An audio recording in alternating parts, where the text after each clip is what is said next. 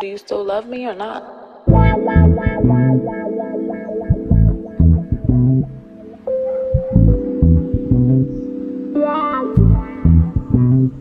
I need something outside. Hi, welcome to Frankly K, now known as Frankly Loverly. This is Frankly Financial, where I talk about everyday finance things. This isn't one of the finance channels where you come because I'm promising to make you rich or give you tips about wealth and blah, blah, blah, because that is not the focus. The focus here is financial literacy, and financial literacy goes beyond knowing how to invest. It's just for everyone in a way where it's just your everyday life, how to take control of the money that you do have, even if it's not much, like, by literal cost of living standards. So it's just a way to ease the mental burden that money takes when you're unsure about different aspects of the financial sphere. Okay, so that is hopefully why you came here. The motto here is awareness and clarity means power. So anyway, first I wanted to talk about basically a couple things in the beginning of this and then get into the main topic, which is the title of this video. Let's start with the thing that everyone's been talking about this whole weekend. My best friend sent me the video for TikTok like on Friday, and I finished it by Sunday or Monday, and by Monday the whole internet was making commentary. So I'm not going to make a big long commentary. I'm just going to give 3 tips to the lady from the Danish deception video.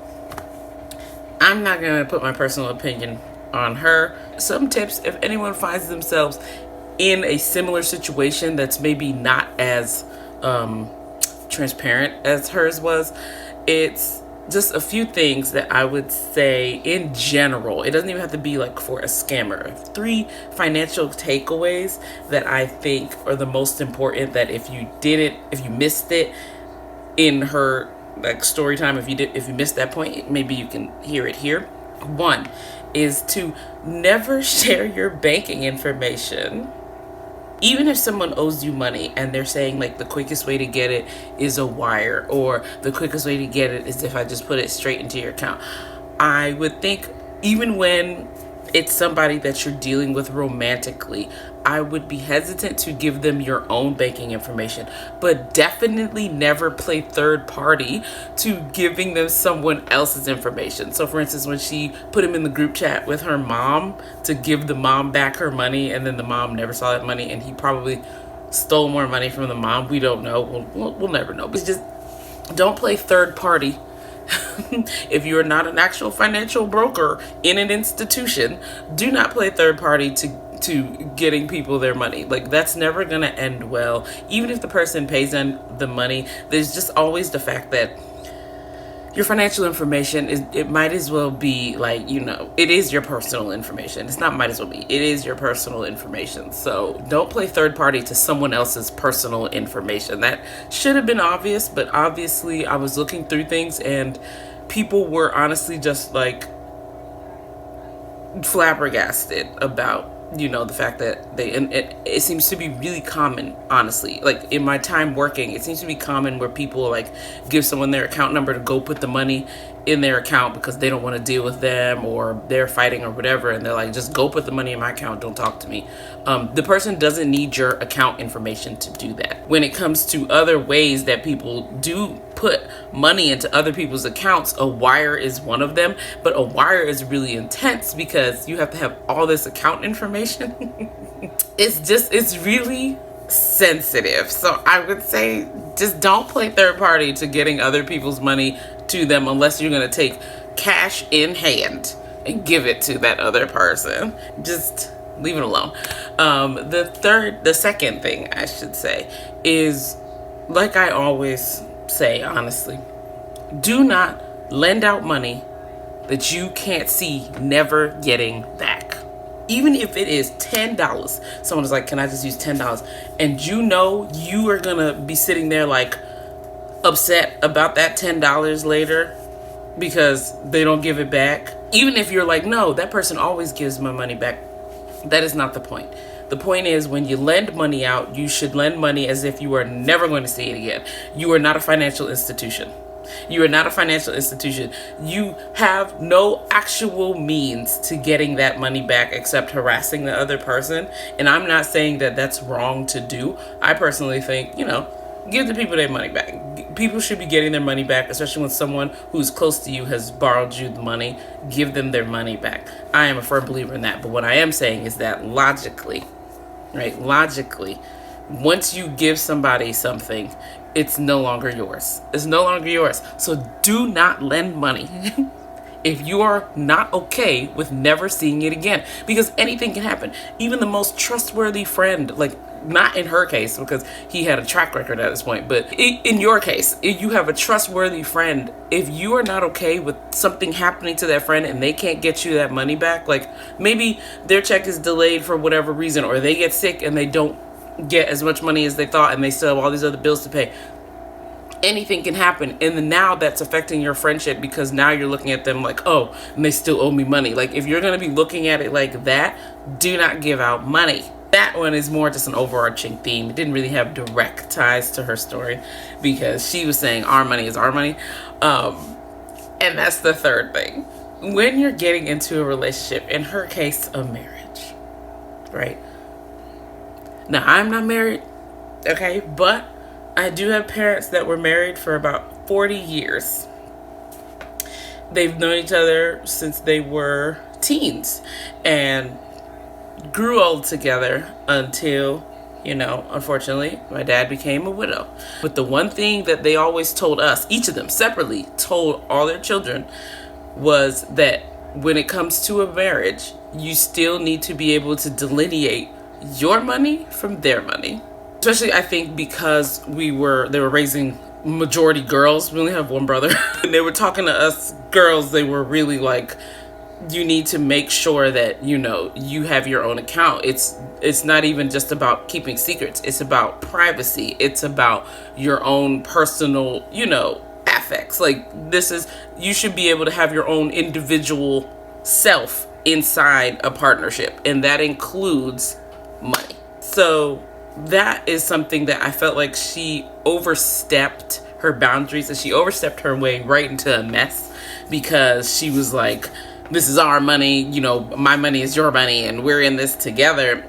The main point here that I'm going to give to you is don't do that. You can have a joint account with your spouse. I've said that before, that I think it's a great idea for certain reasons. So like if you're raising a child together, maybe you have a joint account where you dump money for the child, or it's a savings account for trips, or you're saving up for your big day. Like if you're engaged and you're going to get married, you have a wedding savings account, or a honeymoon savings account, or like maybe like a house.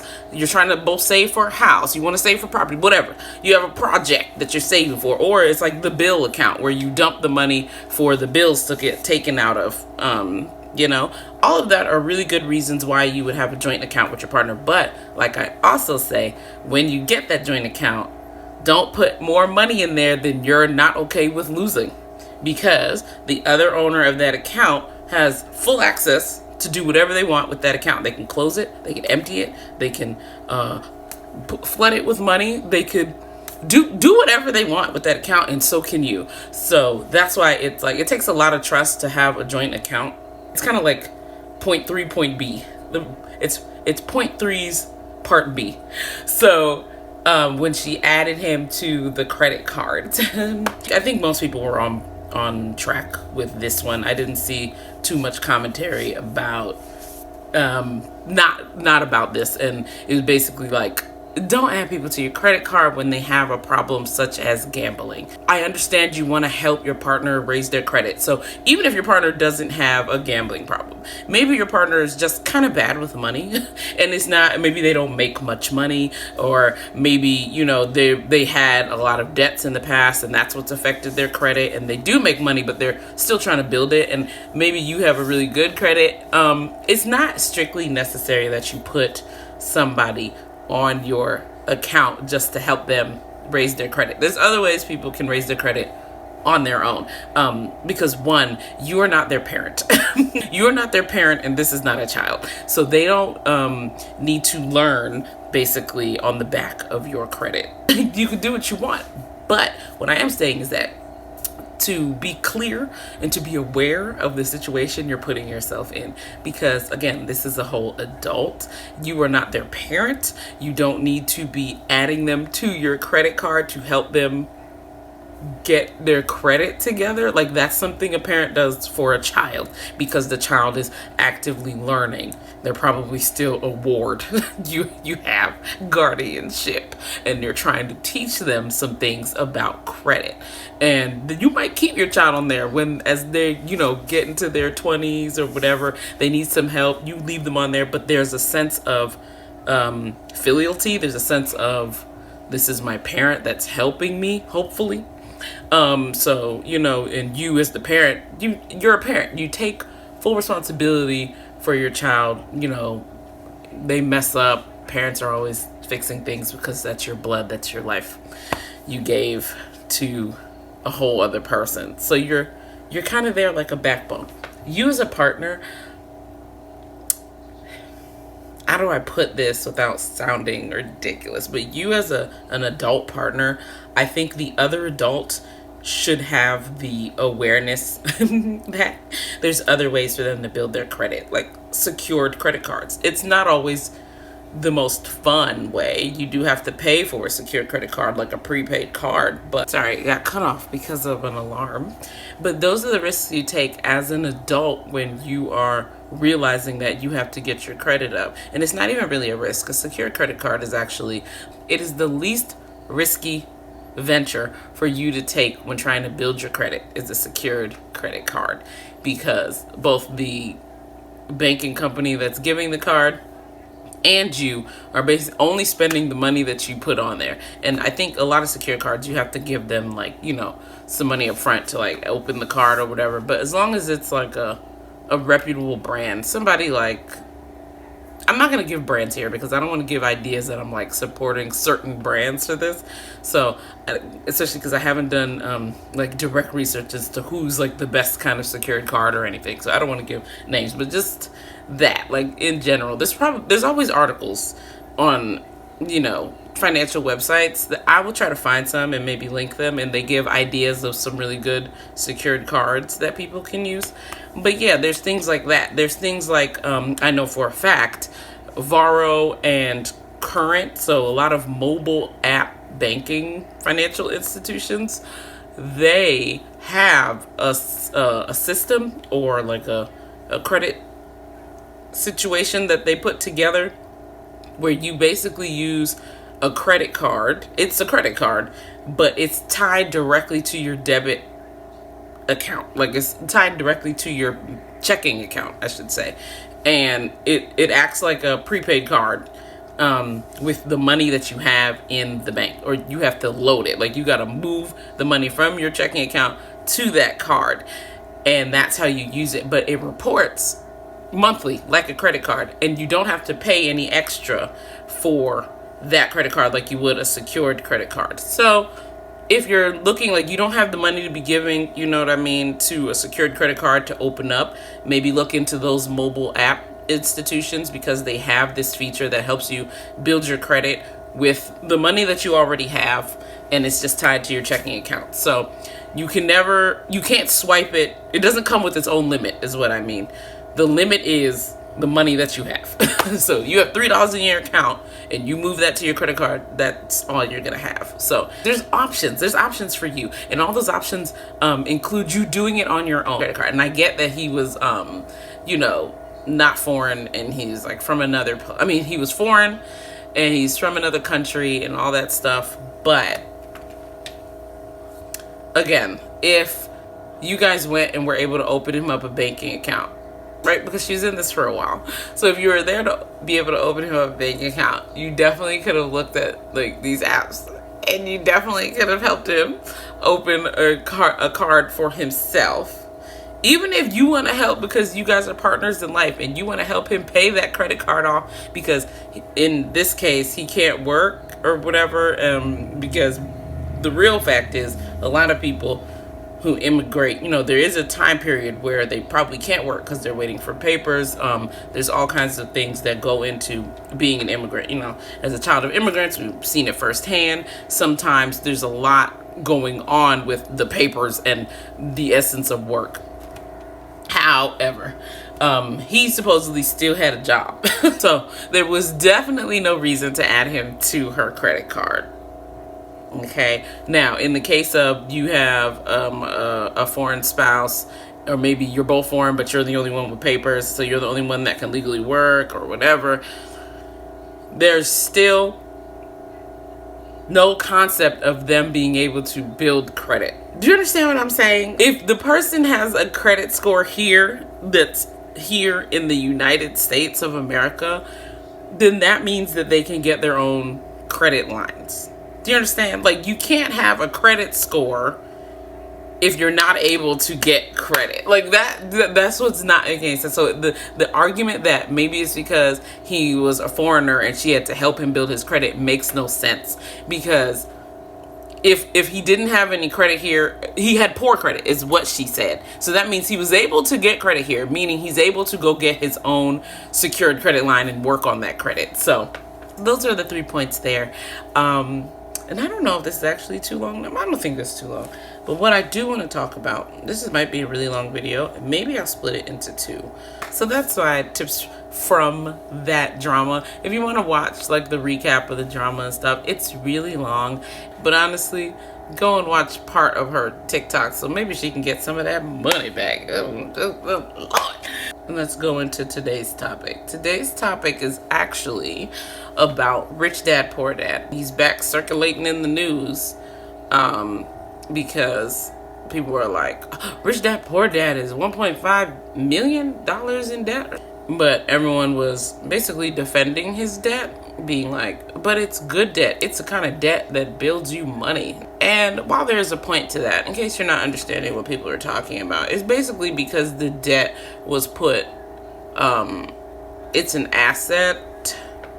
So in his case, it's like when people take out a really big loan and they buy a house and then they want to turn that house into an Air BnB or they rent it out. That's tale as old as time, kind of debt turned into an asset, like debt that is actually an asset kind of thing. And that's fine. But with the decline of Airbnbs, that's its own topic. But let's just say that Airbnbs are popping again. The rates are down, the 400 cleaning fees don't exist. But you still have to be careful with that, because at a certain point, right, your creditors, the lenders, the investors that maybe you're trying to turn this into a business, especially if you're turning this into a business that you want other people to invest in, they're going to start looking at ratios. And to explain a financial ratio for when it comes to credit and lending on certain scales, basically any scale, because it happens to you if you go into a bank and apply for a credit card. Underwriters look at ratios, and I don't know if you've heard about ratios or anything like that, but basically they're trying to figure out how much money you make. But it's not just about how much money you make, it's also about how much money you owe. What fraction of that is it to the money that you make? So all your debt obligations, so all the money you owe all around everywhere, because your credit report shows all that stuff. So all the stuff that you owe and stuff like that, they factor that into how much you make every month, plus your living expenses, or if this is a business, then plus your operating expenses. So all these things get factored into numbered ratios, like, so how many parts to what part? It's like making a cake. How many part eggs is it? You don't want it too many eggs, because then it turns into a quiche. So the eggs are your debt. Okay, too much debt and it overwhelms the money that you made or you make. Okay, so they find it to be a liability. You don't make enough money to cover your debt obligations in a timely manner, plus your living expenses or your business operating costs. You don't make enough. So if the debts you can make a lot of money, but if the debts get too high, the ratio is going to be off. Kind of like when people ratio posts, and those, think of likes as your assets and comments as the liabilities. If you have too many comments versus too many likes, the ratio's off. People, they're going to be very wary about what's going on. Even though some debt is good debt, I would personally say you need to still be careful. You can't be thinking, all right, I'm going to go $500,000 in the hole on this house because the house is an asset. Like, we're going to make so much money renting out this house. If somebody defaults on their mortgage, on their rent, you're renting out the house. Not even Airbnb. You're just renting out the house. Like, people buy houses and they rent them to people. The people decide they don't want to live there no more. The people are nightmare tenants. The people don't pay you. The people get up and leave because they found a better place and they don't want to rent with you no more. They don't want to be in this neighborhood. Somebody got a better job and they're leaving the state. You have to think about how you're going to cover all the costs. That loss is part of what you have to think about. And a lot of people don't plan for that when they're thinking about taking on debt to create wealth.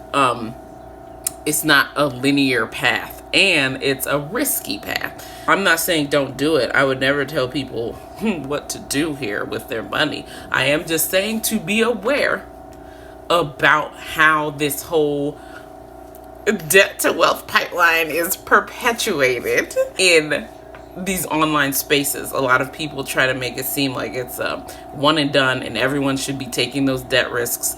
And I feel like you need to think about that first. And Rich Dad Poor Dad is like the king of telling people to go into debt to make money. And I'm just like, it's not always smart. And I don't know how much advice I will take from someone who I can't agree with basic points. Like, he says, I don't know if it's in that book, but he said it out of his mouth that if you pay taxes, or if your parents believe in paying taxes and they taught you that, that's part of the problem. And he's like, I know how to pay 0 taxes legally. And to me, if you are somebody telling other people how to get rich or how to be wealthy and how this is a better way to live life, and yet you don't put anything back into the society which you are taking from, it's not sustainable. And part of real financial literacy and real, I feel like, overall sustainable wealth is not about hoarding. It's about like cyclical. So like a society can only function properly, if we're talking about money, if the money circulates, because it hits all these different parts of the economy, and that's what affects communities on the whole. What does your money do for you in a society that is non-functioning? I don't know how else to put this, except what does your money do for you in a society that can no longer function properly? It's not going to do anything. But if you're just here to collect, like, people hoard a lot of things, and some people hoard money. So Rich Dad Poor Dad is one of those things. So I would be careful about listening to certain people that don't believe in maintaining a monetarily sufficient and like sustainable society when it comes to wealth. I don't think there's anything wrong with wanting to create generational wealth, but the whole idea about generational wealth is that the quality of life is better, right? So the quality of life can't be better if you isolate who it is that is able to touch this money. I don't think people have to give away all their money or anything like that, but what I am saying is that taxes happen for a reason. That was actually a really quick video. I think I'm gonna make this a part 2 because I actually have run out of time. Okay, so thanks for watching. I have more to say about Rich Dad Poor Dad. Please join me for part 2. I'm gonna go. I didn't want to make this video too long. Okay, bye. Do you still love me or not?